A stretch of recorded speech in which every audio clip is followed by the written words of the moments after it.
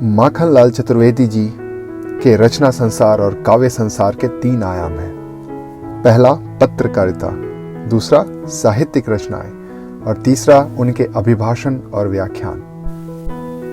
उन्हें 1943 में हिंदी का सर्वोत्तम पुरस्कार देव पुरस्कार हिम किरीटिनी पर मिला था। 1955 में भारतीय साहित्य अकादमी की स्थापना हो जाने पर इन्हें हिम तरंगिणी पर पुरस्कृत किया गया। सागर विश्वविद्यालय के देशभक्तिपूर्ण काव्य रचना के लिए ही इन्हें डी लिट की मानद उपाधि प्रदान की गई। कालांतर में वर्ष 1963 में इनकी अमूल्य सेवाओं तथा राष्ट्र एवं समाज के प्रति निस्वार्थ समर्पण भावना को दृष्टिगत रखते हुए पद्म भूषण से सम्मानित किया गया। वह सरस्वती के ऐसे अधक साधक रहे जिनकी रचनाएं भारतीय संस्कृति एवं राष्ट्र गौरव से पूरी तरह से ओतप्रोत रही हैं। इनकी कविताओं में जो स्तुति स्त्रोत की शैली दिखाई पड़ती है वह कहीं तो छायावादी प्रभाव की देन हो सकती है या फिर परिवारगत वैष्णव परंपरा का प्रभाव, लेकिन इनमें छिपी नैतिक भावभूमि ऐसी समूह चेतना की अभिव्यक्ति करती है जो किसी संप्रदाय, खेमे या धारा से न बंधकर अपनी अलग मौलिक भावभूमि को दर्शाती है, और वह भावभूमि है राष्ट्र और राष्ट्रीयता के लिए समर्पण। आज हम इनकी एक प्रसिद्ध कविता दीप से दीप जले का अर्थ सहित पाठ करेंगे। यह कविता 1959 की है। तब आजादी के बाद पहली पंचवर्षीय योजना के तहत आधुनिक खेती, बोकारो, भिलाई जैसे नवोद्योग एक नई ऊर्जा के साथ चल पड़े थे। सुलग सुलगरी जोत दीप से दीप मिले, सुलग सुलगरी जोत दीप से दीप मिले, कर कंकण बज उठे भूमि पर प्राण फले। लक्ष्मी दूर स्वर्ग से नहीं बल्कि वीरान पड़ी हुई धरती से आती है, जिसे स्त्रियों और पुरुषों ने कदम से कदम मिलाकर उपजाऊ बनाया है। जैसे हम दीपावली पूजन में पारंपरिक तौर पर एक दिए से दूसरे कई जगमग दीप जलाते हैं, वैसे ही एक तकनीकी ज्ञान से कुशल व्यक्ति और कई लोगों को कुशल बनाता है और इससे समाज बेहतर बनता है। माताओं बहनों की चूड़ियां अब बाहर काम करने से बचती हैं और मां भारती अपने में छुपी हुई लक्ष्मी को प्रकट कर सबको अपनी अपनी मेहनत का फल देने लगती हैं। लक्ष्मी खेतों फली अटल वीराने में, लक्ष्मी बट बट बढ़ती आने जाने में, लक्ष्मी का आगमन अंधेरी रातों में, लक्ष्मी श्रम के साथ घात प्रतिघातों में, लक्ष्मी सर्जन हुआ कमल के फूलों में, लक्ष्मी पूजन सजे नवीन दुकूलों में। मां लक्ष्मी किसान के मेहनत से उपजाए हुए अनाज के रूप में फलती हैं और धरती के उन घनघोर निर्जनों में छिपी होती हैं जिनकी खोज हम करते हैं। घनी आबादी वाले शहर से लेकर निर्जन धरती वाले बीहड़ गांव को जोड़ने वाले रास्तों की यह नवीन पूजा पद्धति से ही लक्ष्मी बढ़ती हैं। जैसे 2 मूंजों के आपस में बटने से रस्सी बनती और बढ़ती जाती है।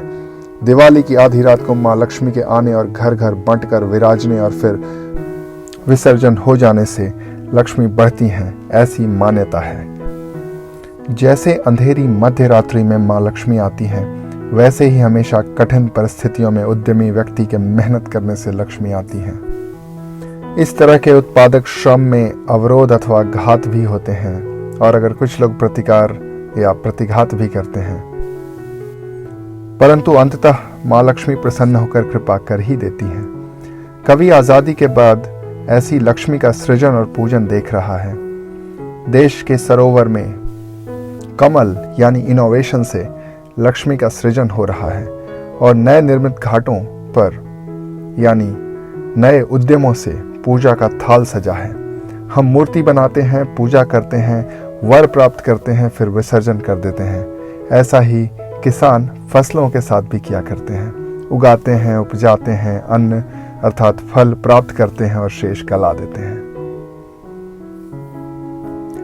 गिरिवन नद सागर भू नर्तन तेरा नित्य विहार, सतत मानवी की अंगुलियों तेरा हो श्रृंगार, मानव की गति मानव की धृति मानव की कृति ढाल, सदा स्वेद कण के मोती से चमके मेरा भाल, शकट चले जलयान चले गतिमान गगन के गान, तू मेहनत से झरझर पड़ती गढ़ती नित्य विहान। लक्ष्मी तू पर्वत, वन, नदी, सागर और धरती के नृत्य हर ओर विराज रही है। हुनर वाली स्त्री की उंगलियां तेरा श्रृंगार कर रही। पुरुषों का पौरुष, धृति यानी बौद्धिक क्षमता और कृति यानी रचनात्मकता अपने भविष्य का रूपांतरण कर देते हैं। इस श्रम से ललाट पर पसीने की बूंदें मोती सा चमकती हैं। वह देखता है कि जमीन पर गाड़ियां, जल में जहाज और गगन में विमान के शोर से लगातार माँ लक्ष्मी की स्तुति गाई जा रही है और माता इस श्रम पूजा के धन की बरसात करती हैं और हर रोज श्रमिकों के जीवन की नई सुबह गढ़ती हैं। तुम्हारे इसी स्वभाव के कारण अब तुम्हारी रोज पूजा हो रही है। उषा यानी पहले सूरज की लाली तुम्हें महावर यानी पैर की मेहंदी लगाती हैं, सांझ श्रृंगार करती हैं और रातें रानी होकर भी दीपकों से आरती करती हैं। यानी सुबह, सांझ और रात सभी प्रतिस्पर्धा पूर्वक तुम्हें खुश करने में लगी हुई हैं। सुबह दिन भर सिर ऊंचा करके गर्व पूर्वक संध्या रात होने से पहले सिर कटाकर त्याग पूर्वक और रात रानी रात भर सुबह मृत्यु होने तक सिर हथेलियों पर लेकर समर्पण अथवा प्रेम पूर्वक लगे दिखते हैं।